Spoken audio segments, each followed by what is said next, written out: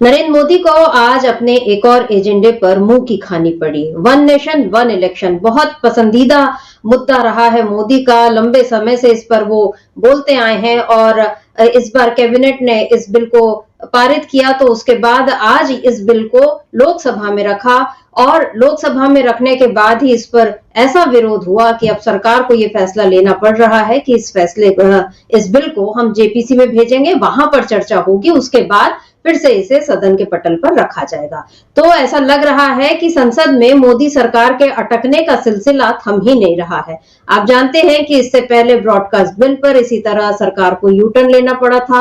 वक्फ संशोधन जो बिल है वो भी जेपीसी के पास है और उस पर चर्चा चल ही रही है। और वन नेशन वन इलेक्शन, इस मुद्दे को लेकर तो मोदी बहुत मुतमईन थे, वो आश्वस्त थे कि उन्हें लग रहा था कि ये बिल वो पास करवा ही लेंगे। लेकिन आज जिस तरीके से विपक्ष ने इसका विरोध किया और जो तर्क दिया, उसके बाद अमित शाह को भी ये कहना पड़ा कि हम तो पहले ही इसे जेपीसी में भेजने वाले थे और आखिर में इसको जेपीसी में भेजने का फैसला जो है कानून मंत्री मेघवाल जो हैं उन्होंने सुनाया और संसद में लोकसभा में आज इस पर वोटिंग भी हुई और पहली बार इलेक्ट्रॉनिक मशीन से वोटिंग हुई संसद में।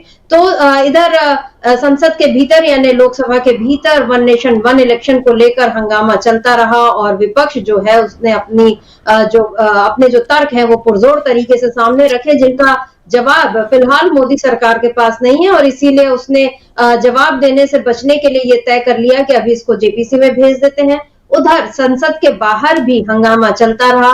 आज जो है विपक्ष ने एक नए मुद्दे को लेकर मोदी सरकार से जवाब मांगा और मुद्दा था कि बांग्लादेश में जो अल्पसंख्यक है यानी जो हिंदू हैं, जो ईसाई हैं, उन पर जो अत्याचार हो रहे हैं उन पर कब मुंह खोलेगी सरकार, कब कुछ करेगी, कब जवाब देगी। और इधर राज्यसभा में भी आज संविधान पर चर्चा जारी रही और जेपी नड्डा ने आज अपनी बात रखी और उन्होंने ये कहा कि संविधान पर कमल की छाप है। यानी नड्डा जी अब संविधान को भी बीजेपी का एक तरीके से उस पर अपना हक जता रहे हैं। हालांकि वो ये बात भूल रहे हैं कि कमल जो है वो उसकी पहचान बीजेपी से नहीं है बल्कि गुलामी के दौर से है, जब कमल को एक आजादी के प्रतीक के तौर पर लिया गया था और उसके अलावा भारत का राष्ट्रीय फूल भी है कमल। तो बीजेपी जिस कमल को लेकर इतना उछल रही है, जितना हक जता रही है, जिस तरीके से वो संविधान में संशोधन करके अब तानाशाही लाना चाह रही है, ये सारी बातें आज संसद में उजागर हो गई। मैंने मोदी सरकार का जो नकाब है वो कई बार उतर चुका है, आज एक बार फिर उसका असली चेहरा जनता ने देख लिया और संसद में इस बार मोदी सरकार बुरी तरह फंस गई है। शीतकालीन सत्र के अब गिने चुने दिन रह गए हैं। आज 17 तारीख हो गई है, 20 तारीख को सत्र का समापन हो जाना है। यानी इतना तो तय लग रहा है कि अब एक देश एक चुनाव ये मुद्दा जो है ये अटका रहेगा, मोदी सरकार अटकी रहेगी। हालांकि उनके जो साथी हैं एनडीए के, उन लोगों ने आज इस बिल का समर्थन किया, लेकिन विपक्ष के जो तर्क थे, विपक्ष ने जिस तरीके से बताया कि एक देश एक चुनाव का ये जो बिल लाकर आप किस तरह से संविधान को खत्म करने की कोशिश कर रहे हैं, किस तरह से तानाशाही लाने की तैयारी कर रहे हैं, ये जो सारे तर्क थे विपक्ष के, इनका कोई जवाब मोदी सरकार के पास नहीं है। तो संसद में इसीलिए हम कह रहे हैं कि मोदी सरकार बुरी तरह फंस गई है। क्या कुछ रहा संसद में, धर्मेंद्र प्रधान जो है सपा के सांसद, उन्होंने आज क्या कुछ कहा अपने तर्क में, एक बार उसको सुनते हैं। उसके अलावा मनीष तिवारी कांग्रेस नेता, उन्होंने क्या कुछ कहा ये भी सुन लेते हैं। किस तरह से संसद में इस समय आज जो हंगामा हुआ या विपक्ष की जो ताकत देखने मिली उसको थोड़ा देखते हैं, उसके बाद इस चर्चा को आगे बढ़ाते हैं। सबसे पहले सुन लेते हैं धर्मेंद्र प्रधान उन्होंने क्या कुछ कहा। धर्मेंद्र यादव। धन्यवाद अध्यक्ष जी। मैं इस संविधान के 129वें संशोधन अधिनियम के विरोध के लिए खड़ा हूं। अध्यक्ष जी, मैं समझ नहीं पा रहा हूं, अभी 2 दिन पहले संविधान को बचाने की, संविधान की गौरवशाली परंपराएं की कस्में खाने में कोई कमी नहीं रखी। 2 ही दिन के अंदर संविधान की जो हमारी मूल भावना है, 2 ही दिन के अंदर संविधान का जो हमारा बेसिक स्ट्रक्चर है, 2 ही दिन के अंदर संविधान का जो हमारा संघीय ढांचा है उसको खत्म करने के लिए संविधान संशोधन बिल लाए हैं। मैं मनीष तिवारी जी से सहमत हूं और अपनी पार्टी और अपने नेता आदरणीय अखिलेश यादव जी की ओर से कहना चाहता हूं, ये बिल पूरे देश के जो अलग अलग भेष भाषाएं, संस्कृति, क्षेत्र की जो मान्यताएं हैं, जो हमारे संविधान निर्माताओं ने बहुत सोच विचार के मंथन अध्ययन करके ये संघीय ढांचा तैयार किया था, राज्यों का गठन भी किया था संस्कृति के हिसाब से, क्षेत्र के हिसाब से, भाषा के हिसाब से, परिस्थितियों और समय के हिसाब से। मैं नहीं समझता अध्यक्ष जी, मुझे कहने में कोई संकोच नहीं, उस समय के हमारे संविधान निर्माताओं से विद्वान, बाबा साहब भीमराव अंबेडकर से ज्यादा विद्वान इस सदन में अभी कोई नहीं बैठा, मुझे कहने में संकोच नहीं है। और ये संविधान की मूल भावना को खत्म करके कैसे तानाशाही के रास्ते निकाले जाएं, इसके अलावा कोई काम ही नहीं बचा है। आखिर मनीष तिवारी जी ने कहा, कहीं एक विधानसभा के चुनाव अगर कोई अविश्वास आता है, अगर बहुमत नहीं मिलता है, तो क्या पूरे देश का चुनाव कराओगे? पूरे देश का चुनाव कराओगे? और ये लोग एक देश, एक संविधान, एक चुनाव की बात करते हैं। जो लोग 8 विधानसभाएं भी एक साथ नहीं करा पाते हो, मौसम देख के तारीखें बदलते हो, वो लोग बात करते हैं एक देश एक चुनाव की। इसलिए अध्यक्ष जी, मैं अपनी पार्टी की ओर से, अपने नेता आदरणीय अखिलेश यादव जी की ओर से इस बिल का पुरजोर विरोध करता हूं और आपके माध्यम से देश के जनमानस से कहना चाहता हूं, ये भारतीय जनता पार्टी के लोग तानाशाही लाने के नित नए रास्ते लाते हैं। जो 8 विधानसभाओं का चुनाव एक साथ नहीं करा पाए, 4 राज्यों के चुनाव एक साथ नहीं करा पाए, वो पूरे देश की लोकसभा और सारे प्रांतों की विधानसभाएं एक साथ कराने की बात करते हैं। मैं पूछना चाहता हूं सरकार से, अगर एक प्रांत के अंदर सरकार गिरती है तो क्या पूरे देश की लोकसभा के चुनाव कराओगे? क्या अगर लोकसभा के चुनाव के चक्कर में उस प्रांत के लोग क्यों सफर करेंगे? अरे चर्चा कर लेना, अरे कुछ नहीं बचा है, कुछ नहीं बचा है आपके पास। अध्यक्ष जी, सदन को थोड़ा सा सिस्टम में लाएं।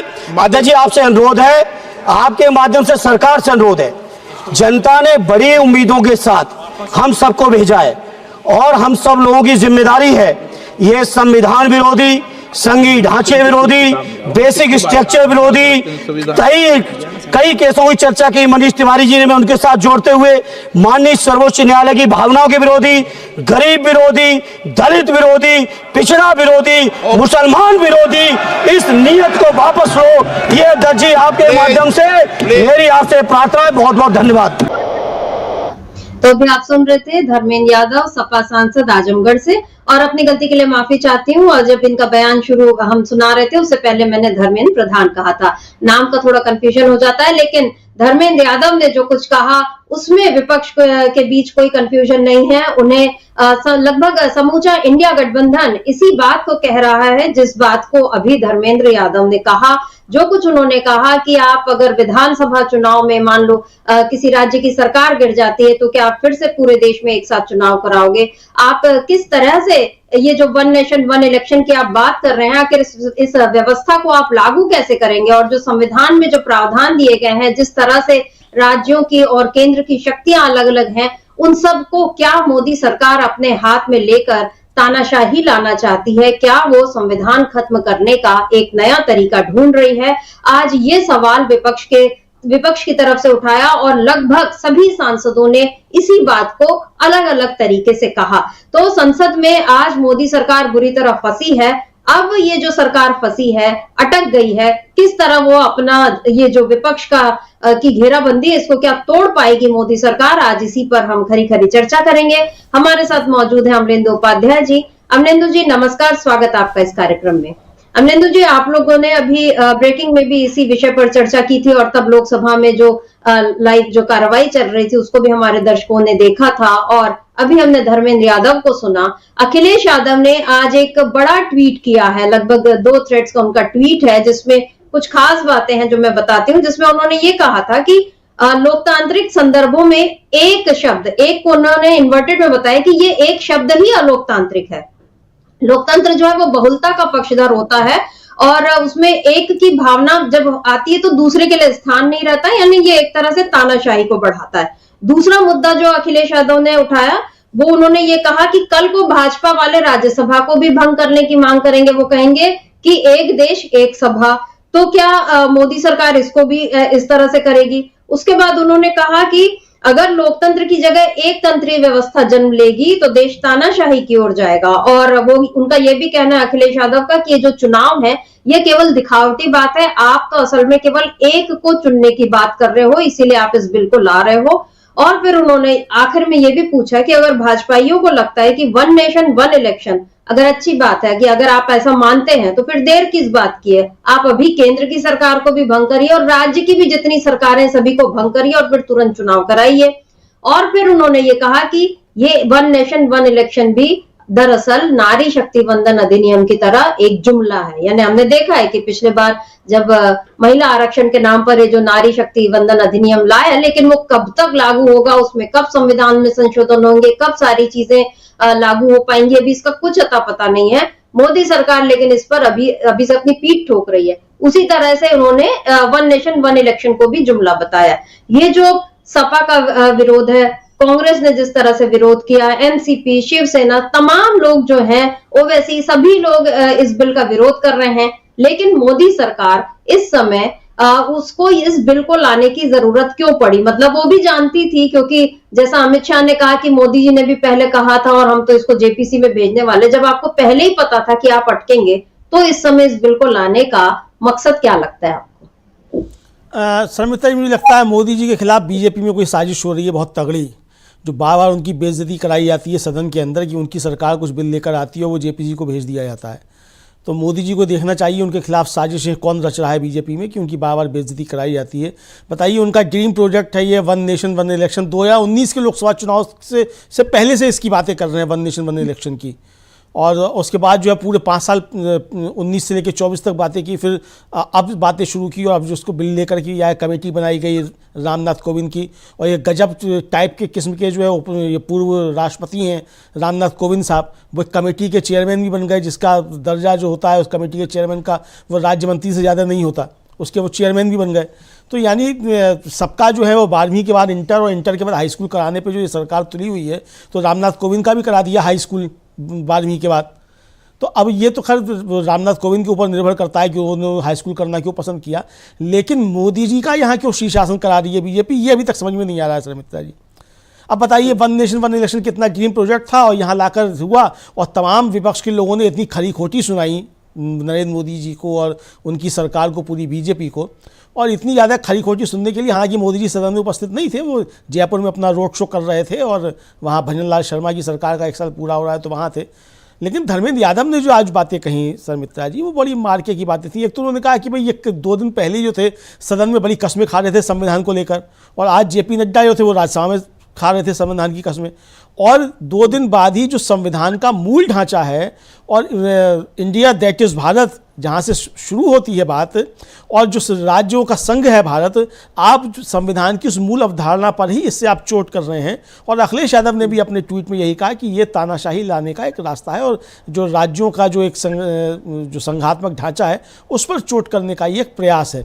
तो ये अखिलेश यादव ने कहा। तो और मनीष तिवारी ने जो आज बातें रखी शर्मिष्ठा जी, मनीष तिवारी ने भी यही बात रखी कि किस तरीके से ये बिल जो है ये संविधान का जो संघात्मक स्वरूप है उसके ऊपर चोट है, संविधान की मूल भावना के ऊपर ये चोट है। और गौरव गोगोई ने भी अपनी जो संक्षिप्त बात रखी उसमें उन्होंने कहा कि ये नीति आयोग की सलाह जो है राष्ट्रपति ले रहे हैं। ये कहाँ से? नीति आयोग तो कोई संवैधानिक संस्था भी नहीं है, और चुनाव आयोग को इतनी ज़्यादा शक्तियाँ इसमें देने का प्रयास किया जा रहा है। अभी जो इतनी शक्तियाँ हैं उसी में राजीव कुमार जो है मुख्य चुनाव आयुक्त, तो वो कितने ज़्यादा सवालों के घेरे में है। चुनाव आयोग पर कितने धांधली के आरोप लग रहे हैं कि चुनाव आयोग की धांधली की वजह से ही केंद्र में मोदी की सरकार बनी है और महाराष्ट्र में और हरियाणा में बीजेपी की सरकार बनी है, ये आरोप लग रहे हैं। उसके बाद इतनी ज़्यादा शक्तियाँ देने का प्रयास किया जा रहा है। तो क्या वास्तव में इस देश में तानाशाही थोपने की एक पर्दे के पीछे से तैयारी चल रही है? ये एक राष्ट्र एक चुनाव जो है इसके ज़रिए ये प्रयास किया जा रहा है, ये विपक्ष के तमाम लोगों का कहना था और ये साफ तौर पर दिखाई दे रहा है। अब सवाल ये है कि जब मालूम था नरेंद्र मोदी को, जैसा कि अमित शाह कह रहे थे कि साहब मोदी जी तो चाहते थे ये जेपीसी को चला जाए, तो भाई सीधे जेपीसी को काहे नहीं भेज दिया था? और जेपीसी पर भेजने के लिए वोटिंग कराने की क्या आवश्यकता थी? विपक्ष तो मांग कर दिया था इसको जेपीसी को भेज दो, इतना ही था। तो जैसे वक्फ बिल के ऊपर जो था, आपने कहा था खड़े होकर किरण रिजिजू ने कि हम इसको जेपीसी में भेज रहे हैं, अमित शाह उठ के खड़े कह देते, अर्जुन राम मेघवाल उठ के खड़े कह देते कि हम जेपीसी में इसको भेज रहे हैं। यानी कि इसके पीछे मंशा जो है इस सरकार की वो ठीक नहीं थी, और संविधान बदलने की बातें जो 400 पार की बातें की जा रही थी लोकसभा चुनाव से पहले, वो वास्तव में सही थी। ये अब समझ में आ रहा है कि जब तक भारतीय जनता पार्टी है तब तक इस संविधान को खतरा लगातार मौजूद है, और इसलिए अगर संविधान को बचाना है तो भारतीय जनता पार्टी को सत्ता से हटाना और उस सत्ता से दूर रखना, ये इस राष्ट्र का पहला और पुनीत कर्तव्य होना चाहिए। जी बिल्कुल, जब तक बीजेपी सत्ता में है संविधान पर एक खतरा जो है वो बना ही रहेगा, और इस खतरे को विपक्ष जो है वो बहुत अच्छे से समझ रहा है, और इसीलिए वो इस बार अपनी पूरी तैयारी के साथ सदन में आता है और हर मुद्दे पर तर्कों के साथ, तथ्यों के साथ बात करता है, और जिसका जवाब मोदी सरकार के पास नहीं होता है। हम अपने दर्शकों को बता दें कि आज संसद में वन नेशन वन इलेक्शन, इसका प्रावधान करने के लिए संविधान संशोधन विधेयक 129वां संशोधन विधेयक जो है, ये कानून मंत्री अर्जुन राम मेघवाल ने आज इसको पेश किया, और इसके साथ साथ the union territories law amendment bill 2024 ये भी आज सदन पर रखा गया। और लेकिन आज वन नेशन वन इलेक्शन यानी एक देश एक चुनाव, इस मुद्दे पर मोदी सरकार फंस गई, क्योंकि उसे ऐसा लगा था कि जिस तरह उसने कृषि कानून पारित कर दिए, जिस तरह उसने जम्मू कश्मीर का फैसला रातों रात कर दिया और किसी को खबर नहीं हुई, वैसा ही काम इस बार भी मोदी सरकार करेगी। लेकिन शायद सरकार अपने बार बार उसको चोट लग रही है, उसके बाद भी वो समझ नहीं पा रही है। पिछले जो सत्र हुए थे उसमें उसको इसी तरह बिलों पर झुकना पड़ा था, और आज एक बार फिर मोदी सरकार झुकती हुई दिखाई दे रही है। और अब इसे मोदी की चालाकी कहें, डेढ़ होशियारी कहें, या उनकी आदत कहें कि सदन में वो आज भी गायब रहे। जैसा अमरिंदु जी ने बताया कि मोदी आज जयपुर में है, राजस्थान में है, वहां पर वो कई करोड़ की परियोजनाओं का उद्घाटन कर रहे हैं, और उसके साथ साथ कांग्रेस को कोस रहे हैं, और बाकी जितने विपक्ष के आक्रमण झेलने के लिए उन्होंने बीजेपी के अपने बाकी सांसदों का छोड़ दिया सदन में कि तुम लोग इसको झेलो और इस पर बात करो। वैसे आज अमित शाह ने ये कहा, उन्होंने बोला कि ये जो बिल है इसको जेपीसी को देना चाहिए। ये बात तो मोदी पहले से ही कह रहे थे कि इसकी विस्तृत स्क्रूटनी होनी चाहिए, और अगर आज मंत्री जी, मतलब ये पहले की बात मैं बता रही हूँ कि सदन में आज पहले अमित शाह ने क्या कहा, उन्होंने कहा कि अगर मंत्री जी इसको जेपीसी को भेजने के लिए तैयार हो जाते हैं तो ये चर्चा यहीं समाप्त हो जाएगी, और जब जेपीसी की रिपोर्ट के साथ कैबिनेट इसे फिर से पारित करेगी तब विस्तृत चर्चा होगी। तो यानी यही बात है कि जब बीजेपी को पहले से पता था कि ऐसी नौबत आएगी, तो भी उसने आज बिल पेश क्यों किया, ये एक अजीब सा सवाल है जिसका जवाब तो अब बीजेपी वाले ही जानते हैं। गौरव गोगोई की आपने बात की, तो उन्होंने जो कुछ कहा कि किस तरह चुनाव आयोग को इस समय राष्ट्रपति से भी ज्यादा ताकतवर बनाने की जो तैयारी चल रही, वो भी हम आपको बताएंगे। लेकिन सबसे पहले हम अपने दर्शकों को ये सुना देते हैं कि मनीष तिवारी कांग्रेस सांसद, उन्होंने आज क्या कुछ कहा, क्योंकि धर्मेंद्र यादव ने भी अपने जो उनका बयान था उसमें उन्होंने कहा कि मैं उनकी बात का समर्थन करता हूं। तो क्या कुछ कह रहे थे मनीष तिवारी, इसको सुन लेते हैं। I rise to oppose the introduction of the Constitution 129th Amendment Bill 2024 and the Union Territories Laws Amendment Bill 2024. Mr. Speaker, sir, beyond the 7th schedule of the Constitution is the basic structure doctrine, and that basic structure doctrine spells out that there are certain features of the Indian Constitution which are beyond the amending power of this House also. One of the essential features is federalism and the structure of our democracy. And therefore, the bills which have been moved by the Honorable Minister of Law and Justice absolutely assault the basic structure of the Constitution and are beyond the legislative competence of this House, and therefore they need to be opposed ab initio, and the introduction of those bills have to be stopped. Number two, Mr. Speaker, sir, how is it possible under our constitutional scheme that the tenures of the state legislatures can be made subject to the tenure of the national legislature? That is completely an antithesis of the constitutional scheme. There is absolutely no way under the Indian constitutional scheme where the states are separate constituents and equal constituents, the term of the state legislatures can be made subject to the term of the national legislature. And my final point, Mr. Speaker, sir, India is a union of states. Article 1 of the Constitution states that India is a union of states and not vice versa. And so therefore, this excessive centralism which is sought to be brought into existence by this bill absolutely militates against the constitutional scheme in its essence, in its entirety, and in its very object. And therefore, Mr. Speaker, sir, I would once again like to urge this House that the introduction of the bill and the consideration of the bill, because of the basic structure doctrine enunciated by the Supreme Court in the Kesavanand Bharti case, is beyond the legislative competence of this House, and therefore this bill needs to be withdrawn immediately. Thank you, Mr. Speaker, sir. यहाँ पर मनीष तिवारी सीधे सीधे मांग कर रहे हैं कि इस बिल को तुरंत वापस लिया जाना चाहिए, क्योंकि ये संविधान के मूल ढांचे के साथ ही छेड़छाड़ कर रहा है और इसकी अनुमति कोई भी नहीं देता है, यानी संसद को ये अधिकार नहीं है। और यहाँ पर उन्होंने ऐतिहासिक केशवानंद भारती केस का हवाला दिया, जिसमें ये सुप्रीम कोर्ट ने भी माना था कि संविधान का जो मूल ढांचा है उसको नहीं बदला जा सकता, संविधान में जो संघीय व्यवस्था बताई गई है उसको नहीं बदला जा सकता, और भारत राज्यों का संघ है, ये बात जो है संविधान में साफ तौर पर लिखी गई है और इस चीज को भी बदला नहीं जा सकता। यानी संविधान में कई संशोधन हुए हैं लेकिन इस एक चीज को नहीं बदला जा सकता, क्योंकि अगर इसको बदलने की शुरुआत हो गई तो ये मान लीजिए कि फिर संविधान को खत्म करने की शुरुआत भी हो जाएगी। और मोदी सरकार शायद इस समय इसी फिराक में है कि किसी भी तरह संविधान को उसको खत्म करना है, और इसकी शुरुआत करने के लिए शायद ऐसा लग रहा है कि वो उसने one nation one election bill जो है लाई है, और उसने अब चांस लिया कि देख लेते हैं कि अपने संख्या बल के उस पर हम कहीं इस बिल को पारित करा सकें। तो अमलेंदु जी, क्या लगता है आपको कि क्या मोदी सरकार ने आज एक, जिसको हम कहते हैं कि सोचा होगा कि चलो देखते हैं कि आज उसके भाग से छीका फूटता है कि नहीं फूटता, क्या उसको ऐसा लगता है? नहीं समिता जी, बिल्कुल नहीं लगता है कि उसके भाग से छीका फूटेगा, क्योंकि जो गणित है लोकसभा का भी और राज्यसभा का भी वो बीजेपी के पक्ष में नहीं है। बीजेपी क्या एनडीए के पक्ष में भी नहीं है। और ये संविधान संशोधन विधेयक है, 2/3 बहुमत चाहिए दोनों सदनों में कम से कम, जो कि उनके पास नहीं है, उससे बहुत दूर है, 2/3 बहुमत से बहुत दूर है। तो ये किसी मतलब जो सरकार बनी है केंद्र में और लोकसभा में जो बहुमत है वो बिल्कुल बहुमत के पास है, एकदम नज़दीक है एनडीए का। बीजेपी तो काफ़ी दूर है, 272 पे होता है और 292 या 293 इनके एनडीए के कुल मिलाकर होते हैं, तो यानी उससे काफ़ी दूर है और 2/3 से तो बहुत ज़्यादा दूर है। तो ये इनको मालूम था कि ये पास नहीं होगा। लेकिन जैसा मैंने कहा कि बीजेपी में कोई ना कोई व्यक्ति ऐसा है जो नरेंद्र मोदी की हर पल बेइज्जती कराना चाहता है, तो उसने आज एक बार बेइज्जती नरेंद्र मोदी की करवा दी है। नरेंद्र मोदी को अपने घर में छिपे हुए शत्रु को पहचानना चाहिए जो उनकी बार बार इस तरीके से बेइज्जती कराता है। ये नरेंद्र मोदी की सीधी सीधी बेइज्जती है, क्योंकि वन नेशन वन इलेक्शन जो उन्हीं का ड्रीम प्रोजेक्ट है नरेंद्र मोदी का, उसी को यही उसकी बार बार पैरोकारी करते रहे।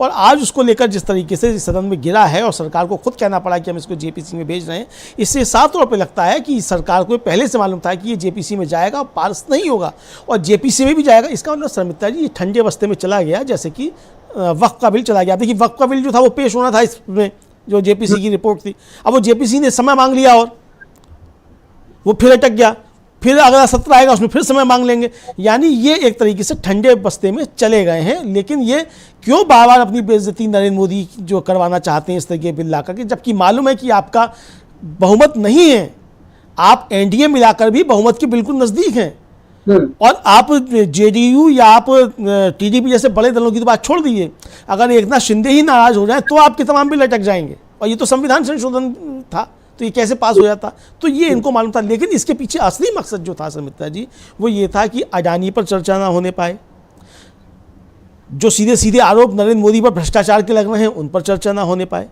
चीन ने किस तरीके से हमारी ज़मीनों पर कब्जा किया हुआ है उस पर चर्चा ना होने पाए, किस तरीके से बांग्लादेश में हिंदुओं पे अत्याचार हो रहा है और ये 56 इंच के छाते वाली नरेंद्र मोदी जो है एक शब्द नहीं बोल पा रहे हैं। पूरी भारतीय जनता पार्टी की मोदी सरकार पूरी जो है वो बांग्लादेश के मुद्दे पर एक शब्द नहीं बोल पा रही है, और अब तो टीवी चैनलों से बांग्लादेश की चर्चा भी गायब हो गई है, जब से प्रियंका गांधी वो लटका कर पहुँची है बगल में अपना थैला बांग्लादेश वाला लेकर, और उन्होंने सवाल उठाया है उसके बाद से। तो यानी इन मसलों पर चर्चा नहीं होने पाए, संविधान पर चर्चा हुई, संविधान पर चर्चा में किस तरीके से नरेंद्र मोदी ने मिथ्या वाचन किया और उसको लेकर ज़बरदस्त तरीके से घिरे, तो संविधान पर भी चर्चा ना होने पाए। इन सारे मसलों से ध्यान हटाने के लिए ये शोषा छोड़ा गया था वन नेशन वन इलेक्शन का, जो बुरी तरह फ्लॉप हुआ। ये शोषा भी कायदे से जो है 1 घंटे भी नहीं चला समिता जी। बिल्कुल बिल्कुल। तो ये नरेंद्र मोदी का ये दांव भी बुरी तरह से फेल हो गया संसद में। आपने कुछ जरूरी मुद्दों का जिक्र किया, जैसे बांग्लादेश का, और मैं आपको बता दूं कि प्रियंका गांधी के नेतृत्व में आज कांग्रेस सांसदों ने, ये आप देख रहे हैं कि सदन के बाहर, संसद के बाहर किस तरह से ये सारे लोग बांग्लादेश के में जो अल्पसंख्यकों पर अत्याचार हो रहा है उसकी आवाज उठा रहे हैं। कल प्रियंका गांधी ने इस मुद्दे को संसद में भी उठाना चाहा, लेकिन उनको रोक दिया गया, टोक दिया गया।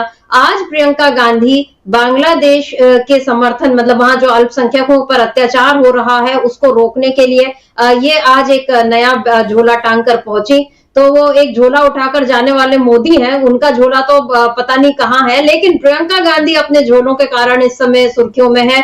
कल वो फिलिस्तीन मुक्ति का झोला लेकर पहुंची थी संसद। आज उन्होंने, ये हम थोड़ा सा स्क्रीन पर और दिखा सकते हैं कि ये उनके साथ उसमें लिखा हुआ है कि बांग्लादेश हिंदुओं और ईसाइयों के साथ खड़े हो। ये जो उन्होंने आज अपने झोले में ये टांग कर पहुंची हैं, तो ये एक नए तरीके का प्रियंका गांधी जो है विरोध का उनका तरीका है, और उनका जो झोला स्टेटमेंट है ये भी अब आने वाले वक्त में देखते हैं कि और कितने लोग इसको कॉपी करते हैं। लेकिन फिलहाल प्रियंका गांधी ने इस बात को लेकर अपना मैसेज दे दिया, और उनसे एक पत्रकार ने सवाल भी किया कि कल आपके फिलिस्तीन वाले बैग पर चर्चा हुई आज इस पर, तो उन्होंने कहा कि अब मुझे क्या नहीं पहनना और क्या नहीं पहनना है ये भी कोई मुझे बताएगा क्या? ये कैसी कोई पेट्रियार्की में, पितृसत्तात्मक राज में हम नहीं रह रहे हैं, और मुझे अपने मन के कपड़े पहनने, बैग टांगने सबका हक है। तो प्रियंका गांधी ने पूरी स्पष्टता के साथ अपनी बात रख दी। आज पप्पू यादव जो निर्दलीय सांसद है, कांग्रेस के समर्थक निर्दलीय सांसद, उन्होंने एक ट्वीट किया है जिसमें, ये उनका ट्वीट है पप्पू यादव का, जिसमें वो लिखते हैं कि one nation one education, one nation one health system, one nation one employment system, one nation one justice. ऐसा न कर one nation one election bill लाना देश के साथ विशुद्ध ठगी है, धोखाधड़ी है, जनता के वोट की ताकत को 5 साल के लिए कैद करने जैसा है। जनता के वोट का डर खत्म कर देश को लूटना बिल का मकसद है। कुछ ये 7-8 लाइनों में पप्पू यादव ने अपनी पूरी बात रख दी, यानी विपक्ष की पूरी बात रख दी कि कैसे आपको जिन मुद्दों पर ध्यान देना चाहिए आप उसकी बात नहीं कर रहे। वोट को मतलब एक तरह से आप कैद कर रहे हो, जनता के अधिकार को 5 साल के लिए, क्योंकि मनीष तिवारी ने भी वही बात कही कि अगर राज्य में सरकार भंग होती है तो फिर उसका क्या हल आपके पास है, ये नहीं बताया गया इस बिल में अभी तक। और इसके बाद इस बिल को लाकर पूरे देश में एक तरह से कैद करने वाली जो बात है, इसको लेकर पप्पू यादव ने बड़ा हमला किया। और गौरव गोगोई ने आज एक खास बात उठाई, उन्होंने चुनाव आयोग की सीमाएं बताई जो 324 में के हिसाब से है कि चुनाव आयोग को कितना सुपरवाइज करना है, इलेक्टोरल रोल कैसे बनाने हैं, इतने ही अधिकार दिए। उसके जो सीमाएं हैं कि भाई आप चुनाव कराओ, आप मतदाता सूची तैयार करो, निष्पक्ष चुनाव हो, ये सारा देखना आपकी जिम्मेदारी है। और राष्ट्रपति भी अगर उनको परामर्श लेना होता है तो वो कैबिनेट से लेते हैं, चुनाव आयोग से नहीं लेते। लेकिन और ज्यादा हुआ तो गवर्नर से वो सलाह ले लेंगे। लेकिन पहली बार इस कानून में ऐसा बताया गया है, मतलब कानून अभी नहीं बना, इस बिल में जो बताया गया है कि राष्ट्रपति चुनाव आयोग से भी परामर्श लेंगे। यानी अब आप चुनाव आयोग को यह ताकत दे रहे हैं कि वो राष्ट्रपति को सलाह दे। और हम जानते हैं कि राष्ट्रपति तो एक रबर स्टैम्प की तरह, मतलब जो सरकार चाहेगी वो राष्ट्रपति को करना पड़ेगा। यहाँ पर राष्ट्रपति के पद को पूरी तरह से, उसकी गरिमा को मोदी सरकार खत्म करती हुई नजर आ रही है।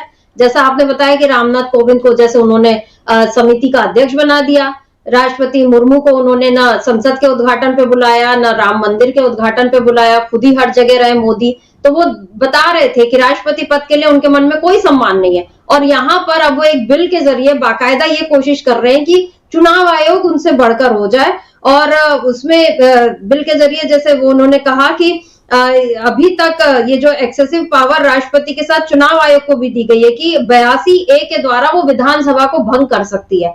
क्या अमलेंदु जी ये सब कोई एक खतरनाक साजिश है जिसके बारे में तमाम विपक्ष कह ही रहा है कि ये बहुत गंभीर साजिश है कि आप, जो अखिलेश यादव ने भी कहा कि आपको एक देश एक सभा ही चाहिए, मतलब वो राज्यसभा तो खत्म कर ही देगी और जो विधानसभाओं का भी पूरा अस्तित्व यहाँ पर मिटाने की तैयारी। क्या मोदी खुद को, वो जो कहते हैं कि मैं 50 साल राज करूंगा, क्या वो अपने आप को एक भावी तानाशाह की तरह यहाँ प्रस्तुत कर रहे हैं? बिल्कुल कर रहे हैं समिता जी, भावी तानाशाह की तरीके से, और प्रस्तुत भी नहीं कर रहे हैं, उसकी तरफ बढ़ते हुए दिखाई पड़ते हैं। और हिटलर भी इसी तरीके से आया था, लोकतंत्र के जरिए ही आया था समिता जी। और फिर किस तरीके से उसने जर्मनी का सत्यानाश किया, और आज जर्मनी में कोई उसका नाम भी लेना नहीं चाहता है। लेकिन हिटलर के साथ नरेंद्र मोदी अपनी तुलना बहुत करवाना पसंद करते हैं, शायद ऐसा समझा जा सकता है। अब वो है, मतलब करते हैं कि नहीं करते हैं तो वही जानेंगे उनके मन में क्या है, चूँकि ये मन की बात उन्होंने अभी तक किसी को बताई नहीं है कि वो बचपन से हिटलर बनना चाहते थे कि हिटलर बनना नहीं चाहते थे। लेकिन जिस तरीके की चर्चाएँ चलती हैं उससे लगता है कि शायद वो बचपन से ही हिटलर बनना चाहते रहे होंगे। लेकिन ये बिल जो आ रहा है समिता जी, ये निश्चित तौर पर उनके हिटलर बनने की तरफ इशारा कर रहा है कि इस बिल में वो हिटलर बनना चाहते हैं, इसी तरीके से कब्जा करना चाहते हैं, या पुतिन और शी जिनपिंग के रास्ते पर बढ़ना चाहते हैं। क्योंकि चुनाव आयोग कौन होता है राज्य की विधानसभाओं को भंग करने वाला, ये बड़ा सवाल है। राज्य की विधानसभाएं जो है वो राष्ट्रपति भंग करता है, केंद्रीय कैबिनेट की सलाह पर और गवर्नर की सलाह पर भंग करता है। ये चुनाव आयोग बीच में कहाँ से आ गया? चुनाव आयोग तो एक संवैधानिक संस्था है जिसमें पूर्व नौकरशाह 3 होते हैं, वो जनता से चुनकर नहीं आते हैं और सरकार उनकी नियुक्ति करती है। तो वो कैसे जो कोई विधानसभा भंग करने का जो आदेश दे सकता है चुनाव आयोग? ये महत्वपूर्ण प्रश्न है। और इसका मतलब साफ तौर पर यह है कि इसके ज़रिए समिता जी सिर्फ इतना ही नहीं है कि तानाशाही की लाई जाए यहाँ पे, इसका मकसद ये भी है कि राज्यों के ऊपर शिकंजा कसा जाए, राज्यों में अपनी मनमर्जी की सरकारें लाई जाएं, और जो आरोप लगते रहते हैं कि प्रधानमंत्री के जो A1 A2 मित्र हैं उनको पूरा देश जो है वो गिरवी रख दिया जाए, इसकी दिशा में सरकार काम करना चाहती है। तो इसी के लिए ये वन नेशन वन इलेक्शन लाया जा रहा है। जी, तो क्योंकि पप्पू यादव के ट्वीट में जो आखिरी बात उन्होंने लिखी थी कि इस बिल का मकसद जो है जनता के वोट का डर खत्म कर देश को लूटना जो है वो इस बिल का मकसद है। और लूटने का काम कौन कर रहा है ये हम लोग अच्छे से जानते हैं। तेजस्वी यादव ने भी कहा कि वन नेशन वन इलेक्शन आज कह रहे हैं और कल को कहेंगे कि वन नेशन वन लीडर, यानी ये भी तानाशाही की तरफ इशारा कर रहे हैं। सुप्रिया सुले ने भी कहा कि वन नेशन वन इलेक्शन पर चर्चा जरूरी है और बिल को जेपीसी को भेजना चाहिए। तो खैर अब तो वो बात हो ही गई, लेकिन ये लगातार जो है इसको लेकर ये सब तमाम बातें हो रही हैं। यहाँ पर अमलेंदु जी, जिस तरह से अदानी मुद्दे पर पूरा शीतकालीन सत्र बीत गया, पहले तो शुरू के कुछ दिन हंगामे में बीते, जब संविधान पर चर्चा हुई तब जाकर सदन जो है वो लगने शुरू हुए, और अब ये वन नेशन वन इलेक्शन लाकर क्या मोदी ने यहाँ पर यही कोशिश की है कि किसी भी तरह से अदानी का नाम जो है वो ना आ पाए और वो इससे बचे रहें? मतलब कितना वो डर उनके मन में कितना ज्यादा है। और सवाल ये भी है कि आखिर वो कब तक बचेंगे? शीतकालीन सत्र खत्म हो जाएगा तो दिल्ली और बिहार चुनाव तो आएंगे ही, तो क्या विपक्ष वहां पर इन सवालों को नहीं उठाएगा, या इंडिया गठबंधन क्या इन सवालों को नहीं उठाएगा? और दूसरी बात, अभी तक इंडिया गठबंधन में बहुत बिखराव की बातें, और कि ममता जी को बनना चाहिए, कि उमर अब्दुल्ला ये बोल रहे हैं कि टीएमसी ने ईवीएम पर ये कहा, ये तमाम खबरें जो हैं वो बहुत प्लांट हो रही थी। लेकिन वन नेशन वन इलेक्शन पर जिस तरह से आज पूरे विपक्ष ने फिर से एक साथ विरोध किया, क्या मोदी यहाँ बार बार इंडिया गठबंधन को मजबूत होने, एकजुट होने का मौका दे रहे हैं? देखिए समिता जी, इंडिया गठबंधन बनाने में भी भारतीय जनता पार्टी और खासतौर से नरेंद्र मोदी का बहुत बड़ा हाथ है। और इसलिए है कि अगर हेमंत सोरेन को जेल नहीं भेजा जाता, अरविंद केजरीवाल के लिए फंसाने की कोशिशें नहीं होती, इंडिया गठबंधन के तमाम नेताओं को फंसाने की कोशिशें नहीं होती, अभिजीत बनर्जी को फंसाने की कोशिशें नहीं होती, ये सारी चीज़ें अगर नहीं होती तो फिर इंडिया गठबंधन नहीं बनता। लोग अपने अपने राज्यों में और विरोध करते रहते। यानी एक तरीके से इंडिया गठबंधन को बनाने में इस तरीके से मोदी जी की बड़ी महत्वपूर्ण भूमिका है। और अगर इंडिया गठबंधन बिखर भी रहा था, हालांकि कोई बिखराव नहीं हो रहा था इंडिया गठबंधन में, लेकिन अगर हो भी रहा था तो मोदी जी इस तरीके की अपने काम करके एकजुट कर देते हैं और विपक्ष जो है वो फिर मजबूती के साथ तन के खड़ा हो जाता है। यानी एक तरीके से जो मोदी जी की अंतिम इच्छा थी, जो उन्होंने बताई थी कि उनकी अंतिम इच्छा ये थी कि उन्हें मजबूत विपक्ष नहीं मिला, तो वो मजबूत विपक्ष उनको मिल गया है। और ऐसा मजबूत विपक्ष मिल गया है कि नरेंद्र मोदी सदन के अंदर नहीं आ पा रहे हैं। संविधान पर चर्चा होती है तब भी सदन से गायब रहते हैं और उसी समय आते हैं जब उनको भाषण देना होता है। लोकसभा में भी हमने देखा और राज्यसभा में भी हम देख रहे हैं। तो नरेंद्र मोदी लगातार सदन से गायब रहते हैं। इतना मजबूत विपक्ष मिल गया है तो उनकी ये अंतिम इच्छा तो पूरी हो गई है। तो उससे पहले की जो इच्छाएं थी 50 साल राज करें, ये 25 साल राज करें, वो पूरी होंगी नहीं होंगी ये देखा जाएगा। चूँकि इस देश में जो लोकतंत्र की जड़ें हैं वो बहुत गहरी हैं और एक नरेंद्र मोदी नहीं, 1000 नरेंद्र मोदी आएँ और चले जाएँ तब भी लोकतंत्र यहाँ से समाप्त नहीं हो सकता। ये उसको अच्छे तरीके से समझते हैं नरेंद्र मोदी। तो इसलिए पिछले दरवाजे से बार बार कोशिशें की जाती हैं तानाशाही लाने की, लेकिन वो जनता इसको बार बार जो है वो ध्वस्त कर देती है। और यही प्रियंका गांधी ने कहा था कि ये संविधान बदलना चाहते हैं, लेकिन चूंकि 2024 के लोकसभा चुनाव में जनता ने इनके उस लायक छोड़ा ही नहीं कि ये संविधान बदल पाएँ, तो इसलिए अब ये बिलबिला रहे हैं और संविधान का बार बार नाम जप रहे हैं। तो इनकी मंशा तो साफ तौर पर जाहिर होती है समिता जी कि बार बार संविधान को बदलना चाहते हैं, देश में तानाशाही लाना चाहते हैं, लेकिन इस देश की जनता जो है तानाशाही चूंकि बर्दाश्त नहीं कर सकती और उसने बर्दाश्त किया नहीं है, इसीलिए जो है ये बार बार पिछले दरवाजे से लाने की कोशिशें करते हैं। और ये एक राष्ट्र एक चुनाव, वन नेशन वन इलेक्शन का बिल जो है ये भी उसी दिशा में तानाशाही की तरफ बढ़ता हुआ एक कदम दिखाई पड़ता है। फिलहाल वो जाके जेपीसी में अटक गया है और संसद में मोदी सरकार बुरी तरीके से फंस गई है, और फंस नहीं गई है बल्कि कहा जाए कि मोदी सरकार की घनघोर बेइज्जती हुई है, यही कहा जा सकता है सुमित्रा जी। घनघोर बेइज्जती मोदी सरकार की। और आपने कहा कि पिछले दरवाजे से लाना चाहते हैं और तानाशाही लाने का मकसद है। आज जो राज्यसभा में जेपी नड्डा ने कहा अमलेंदु जी की संविधान पर कमल की छाप है, इस लाइन को आप किस तरह से देखते हैं? मतलब कमल पर क्या बीजेपी ने अपना कॉपीराइट बना लिया? क्योंकि आपको याद होगा जो ड्रैगन फ्रूट एक फल है, उसका नाम बदलकर कमलम या इस तरह कुछ कर दिया। मतलब हर चीज में कमल, हम देखते हैं कि आप भगवा रंग में आप सारी चीजों को कर दें, आप सब चीजों को जहां भी बीजेपी की सरकारें रहती हैं कि किस तरह से वो अपने प्रतीकों को लाना चाहती है, यहाँ संविधान में कमल की छाप बताना क्या यहाँ पर भी नड्डा जो है उन्होंने खुद अध्यक्ष है लेकिन फंसा दिया है बीजेपी को? बिल्कुल फंसा दिया समिता जी। संविधान जो है वो 1950 में आया और बीजेपी 1982 में आई जी। तो संविधान पे छाप किसकी है? यानी बीजेपी, नड्डा साहब खड़े होकर बता रहे हैं कि उन्होंने जो है संविधान से चोरी किया है अपना राष्ट्रीय चिन्ह भी, तो फंसा दिया बीजेपी को नड्डा साहब ने इस बातें करके। मतलब ये लोग वज्र कहा जाए मंद बुद्धि हैं कि अल्प बुद्धि हैं, जो भी शब्द इस्तेमाल किया जाए, कि आप जिन प्रतीकों का इस्तेमाल करना चाहते हैं उनका आप सही से जो है वो तारतम्य भी नहीं जोड़ पाते। अब आप बता रहे हैं संविधान पे कमल की छाप है। अरे भाई, संविधान 1950 में लागू हो चुका था, आपकी 1982 में आप बने हैं, तो कहां से आपका जो है आपकी छाप उस पर, तो आपके ऊपर संविधान की छाप है, आप ये कहना चाहते हैं। तो बहरहाल वो लफाजी जिस तरीके से नरेंद्र मोदी करते हैं उसी तरीके की लफाजी करने का प्रयास हर भाजपा का नेता जो है करना चाहता है। वो खुद को मोदी समझना चाहता है लफाजी करके, लेकिन लफाजी करने की भी कला होती है, वो नरेंद्र मोदी में ज़्यादा है, इसमें कोई शक नहीं है। और भाजपा के नेता उनको उनके पदचिन्हों पर चलना चाहते हैं लेकिन वहाँ तक पहुँच नहीं पाते हैं। तो नड्डा साहब भी वहाँ तक पहुँच नहीं पाए। जिस स्तर की लफाजी जो है वो नरेंद्र मोदी कर सकते हैं, उस तरीके की लफाजी जो है वो जेपी नड्डा साहब कर नहीं पाए। प्रयास उन्होंने जरूर किया, इसको इसी रूप में देखा जाए समिता जी। जी बिल्कुल, नड्डा जी मोदी जी के कदमों पर चलना चाह रहे हैं और मोदी पता नहीं उनका आदर्श जो है वो भारत से तो कोई नजर नहीं आ रहा। जर्मनी में का कोई तानाशाह जो है हिटलर, यानी वो मोदी के अगर वो आदर्श है तो वो मोदी खुलकर बता भी नहीं रहे हैं। लेकिन फिलहाल उनके जो काम है वो इसी तरफ इशारा कर रहे हैं कि कैसे सारी चीजों को अपने ही हाथों में केंद्रित करना। अखिलेश यादव ने जिस तरफ ध्यान दिलाया है कि लोकतंत्र में एक शब्द ही जो है वो बड़ा विरोधाभासी हो जाता है, क्योंकि जहां आप अनेक को छोड़कर केवल एक की बात करते हैं और हर चीज में ऐसा नहीं है कि वन नेशन वन इलेक्शन केवल ये अकेला जुमला रहा मोदी सरकार का। उसके पहले और भी बहुत सारे जितने नारे जो हैं मोदी के वो इसी तरह के रहे हैं, जिसमें वो हर चीज को एक से ही देखना चाहते हैं। लेकिन भारत की विविधता को खत्म कर अपनी तानाशाही जो लाने की उनकी कोशिश है, इसको आज एक बार फिर विपक्ष ने वहां पर अपना दम दिखाकर उसको रोक दिया है। विपक्ष एक मजबूत दीवार की तरह बीजेपी के इरादों के सामने खड़ा हो गया और नतीजा ये हुआ कि one nation one election bill भी अब जेपीसी में जा रहा है।